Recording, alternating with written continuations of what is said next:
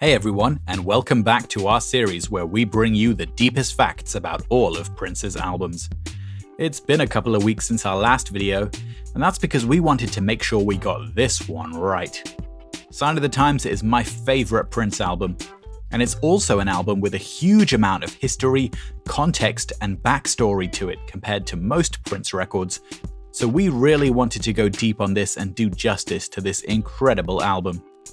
And because there's a huge amount of story and context here, we're going to discuss this chronologically and mix in the facts with the story of how the album came about, rather than just a series of facts as we usually do.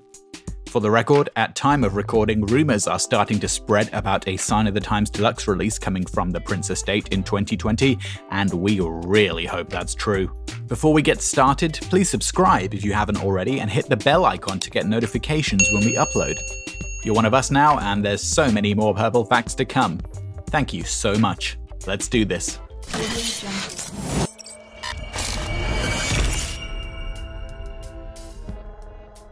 Let's start at the beginning. Now, most Prince albums have what we call an era, the era typically containing the time frame when most of the songs were recorded, through the completion process, the album release, the single releases, and the tour. Now, the interesting thing about the Sign of the Times album is that it's difficult to call the time frame and the events that preceded the release of the album the Sign of the Times era. And that's because Sign of the Times was not the concept that Prince started out with. In fact, the album that we know as Sign of the Times is actually an amalgamation of multiple different concepts. You see, with 1986 arguably being the period of time where Prince was just firing out concepts and ideas faster than any other time in his career, the Sign of the Times album actually contains songs and themes from 3 different planned albums: Dream Factory, Camille, and Crystal Ball.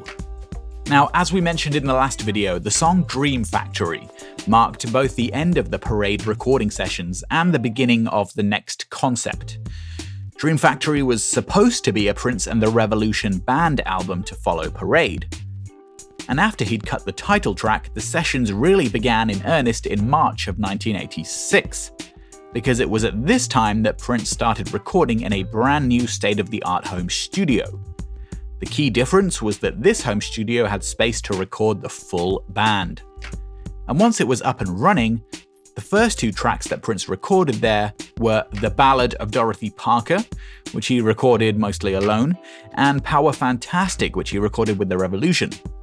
For The Ballad of Dorothy Parker, both a saxophone part by Eric Leeds and a larger horn arrangement by Claire Fisher were recorded for the track, but neither ended up being used. However, it's very possible that both Eric and Claire's parts could have been used in an extended mix, which is known to exist, and was at one stage planned for a single release.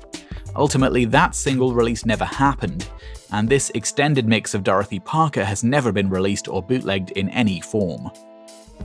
Speaking of removed Eric Leeds parts, Strange Relationship is another song that at one stage featured an Eric Leeds part, but again it was removed before the final mix was done. Dream Factory would go through 3 different configurations from April to July of 1986, and had heavy input from Wendy and Lisa. But of the 18 songs listed on the final configuration of Dream Factory, just 8 of those songs would end up on the released Sign of the Times album a year later. Those 8 songs being Dorothy Parker, It, Strange Relationship, Slow Love, Starfish and Coffee, I Could Never Take the Place of Your Man, Sign of the Times, and The Cross. And in quite a few of those instances, the tracks would get changed quite a lot in between Dream Factory and the eventual Sign of the Times. So what ended the Dream Factory project? Well, it's simple. The project was over in October of 1986 when Prince broke up the Revolution. And rather than straight away salvaging what he had, it seems that these events triggered Prince to record an entirely new album. Through September, October, and November of 1986, Prince recorded a brand new album of 6 new songs and reworking 2 older ones, Feel You Up and Strange Relationship, and the album was simply known as Camille. Using a vocal effect to pitch up his voice, Prince presented Camille as a character, gave the album to Warner Brothers, And the idea was that this wasn't a Prince album, it was an album made by the fictional character of Camille. Prince's name was not set to appear on the artwork or anywhere on the record. And aside from Strange Relationship, which by now had been drastically reworked from the Dream Factory version, this album has nothing in common with the Dream Factory album that had been configured just a few months earlier.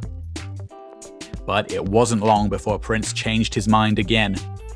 Despite having presented the Camille album to Warner Brothers in early November of 1986, by late November Prince cancelled that idea and had obviously realized that Dream Factory was too good of an album to simply cancel completely. And since he had been continuing to record top-shelf material this entire time, Prince essentially at this point had another full album's worth of songs that he also wanted to release. So, in late November of 1986, Prince took 10 songs from the aborted Dream Factory project, 7 of the 8 Camille songs, and a further 5 new songs, and compiled what was to be called Crystal Ball, a triple album set of 22 songs. Warner Brothers, unfortunately, were not keen on the idea.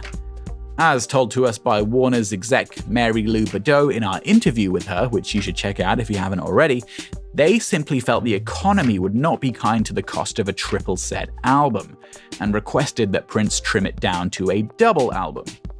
So, Prince cut 7 songs from the tracklist, including the planned title track, Crystal Ball, added 1 brand new song recorded in December of 1986, which was You Got the Look, and that's how Sign of the Times, the album, was born. Interestingly enough, a great fact about You Got the Look is that the original version recorded of the song was much slower, more heavy on the funk and balanced out with a piano part, sounding much more like a funk song than the pop rock song which it became. Around December of 1986, Prince started wrapping up the recording of what we recognize to be this era with one of his most legendary songs, one that did not make the cut for this album or any album since.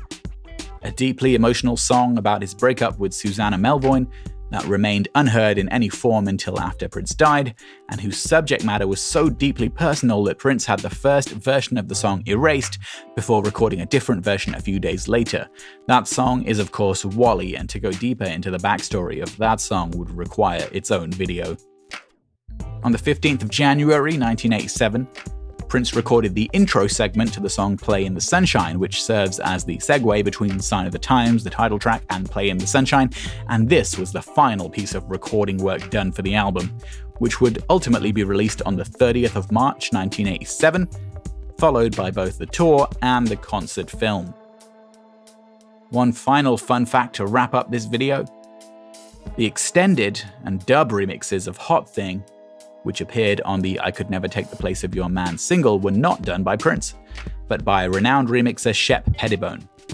This marks the very first time in Prince's career that remixes done by another producer appeared on an official Prince single release. Now here's the truly amazing thing about this era. If it is indeed true that the estate are looking at a Sign of the Times Deluxe release, then unlike the other deluxe releases that we've had recently, like Purple Rain Deluxe and 1999 Deluxe, with those ones you've got 2 discs worth or so of unreleased songs from those eras to pick. But to make a truly comprehensive Sign of the Times Deluxe release, first of all, you'd have to include all of the proposed Crystal Ball, Dream Factory songs that never made the cut, although some of them got released elsewhere. So songs like Visions, Dream Factory, Train, Last Heart, Witness for the Prosecution, Movie Star, All My Dreams. And then on top of that, you've got all of the unreleased songs that he did in that era that weren't attached to any specific album or project. So songs like Adonis and Bathsheba, Cocoa Boys, Cosmic Day, Emotional Pump, Pony Ride, Walking in Glory, When the Dawn of the Morning Comes, Funny Love, and so much more. A truly comprehensive Sign of the Times Deluxe release, therefore, you could really be looking at 10 or more discs worth of material, not even including live and DVD. Absolutely amazing, and my one request to the Prince estate, if it is true that you're looking at a Sign of the Times Deluxe release, please do it properly. It is in my opinion, the most pivotal era of Prince's entire career. And justice has to be done to this incredible, incredible time period. With Dwayne's book coming out covering this time period, the follow-up to his Purple Rain era book, it's perfect timing to do this and do it properly. And that's it for another episode, a slightly different kind of episode of The Facts You Didn't Know. Because this whole era is so chunky, there's things we just didn't have time to include. Frankly, it'd be possible to make entire videos about Dream Factory, Camille, Crystal Ball, the Sign of the Times concert movie, and much more. It's a huge amount of ground to cover, so if there's anything that we didn't cover in this video that you'd like to hear more about, please let us know, and perhaps we can make more videos about this amazing era. Hope you enjoyed this video, and if you did, leave us a comment and let us know. Make sure to subscribe and hit the bell for notifications. We'll catch you next time. Peace, and be wild. Hey, St. Paul here. Make sure you go subscribe to The Violet Reality, the funkiest channel on YouTube.